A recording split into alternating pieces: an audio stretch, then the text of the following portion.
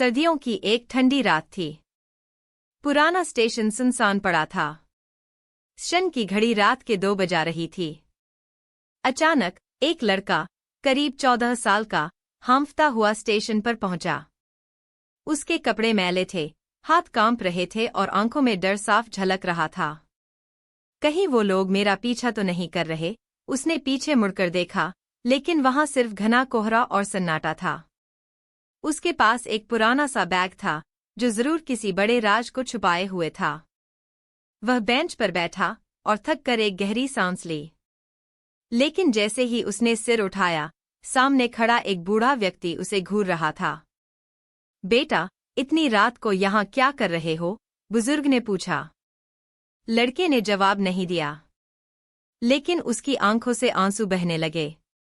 आखिरकार उसने हिम्मत जुटाई और बोला, मैं अपना घर छोड़ आया हूं। उस लड़के का नाम अर्जुन था। वो एक छोटे से गांव में रहता था, जहां हर कोई गरीबी से जूझ रहा था। अर्जुन के पिता एक शराबी थे और मां बीमार। घर में रोज झगड़ा होता और अर्जुन को अक्सर भूखा ही सोना पड़ता। एक दिन जब पिता ने मां पर हाथ उठाया, अर्जुन से सहन नहीं हुआ।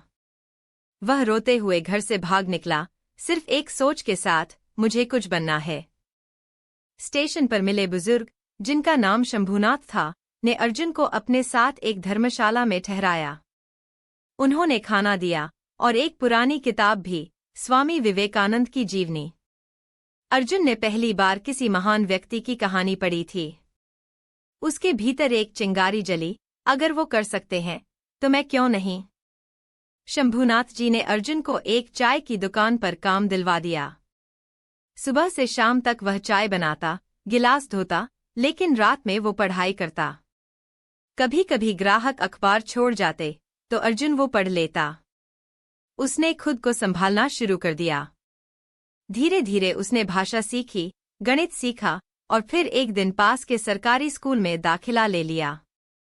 सुबह दुकान, दिन में स्कूल और रात में पढ़ाई, अर्जुन की जिंदगी एक तपस्या बन गई थी। एक दिन स्कूल में एक भाषण प्रतियोगिता हुई। अर्जुन ने भाग लिया और पूरे स्कूल के सामने पहली बार बोला, अंधेरा चाहे जितना गहरा हो, एक छोटी सी रोशनी भी काफी होती है उजाला करने के लिए। सब तालियां बजाने लगे। उसके अध्यापक बहुत प्रभावित हुए। अर्जुन की मेहनत रंग लाई। 10वीं कक्षा में उसने पूरे जिले में टॉप किया। स्थानीय अखबारों में उसका नाम छपा। कई एनजीओ उसकी मदद के लिए आगे आए। अर्जुन ने विज्ञान विषय चुना और डॉक्टर बनने का सपना देखा। दिन रात मेहनत की और मेडिकल एंट्रेंस परीक्षा पास कर ली।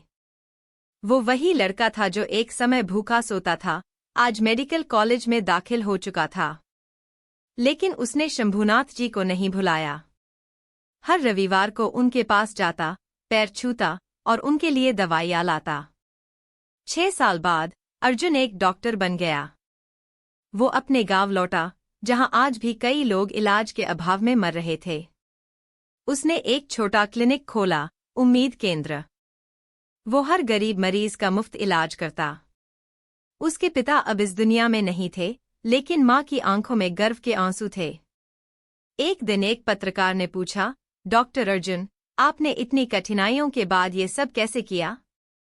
अर्जुन मुस्कराया और बोला, मैं तो बस एक दीपक हूं, जिसे अंधेरे में किसी ने जलाया था।